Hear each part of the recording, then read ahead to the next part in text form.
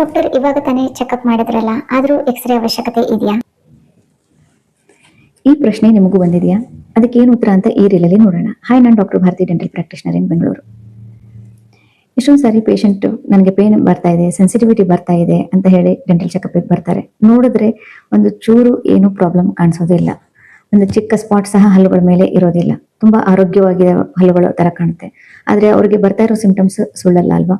So ಅಂತ ಸಂದರ್ಭಗಳಲ್ಲಿ ನಾವು ಎಕ್ಸ್ರೇನ, ಅಗತ್ಯ ಬಿದ್ದರೆ ಸಿಬಿಸಿಟಿ ಸ್ಕ್ಯಾನ್ ನ ಸಜೆಸ್ಟ್ ಮಾಡ್ತೀವಿ. ಯಾಕಂತಂದ್ರೆ ನಮ್ಮ ಬರೀ ಕಣ್ಣಿಗೆ ಕಾಣದೇ ಇರುವಂತದ್ದು ಅಥವಾ ಎರಡು ಹಲ್ಲುಗಳ ಮಧ್ಯದಲ್ಲಿ ಏನಾದರೂ ಪ್ರಾಬ್ಲಮ್ ಇರುವಂತದ್ದು, ಚಿಕ್ಕ ಚಿಕ್ಕ ಕ್ರ್ಯಾಕ್ಸ್ ಅಥವಾ ಫ್ರಾಕ್ಚರ್ಸ್ ಇರುವಂತದ್ದು ನಮಗೆ ಕ್ಲಿನಿಕಲ್ ಚೆಕ್ ಮಾಡಿದಾಗ ಕಾಣಿಸ್ಕೊಳ್ಳೋದಿಲ್ಲ.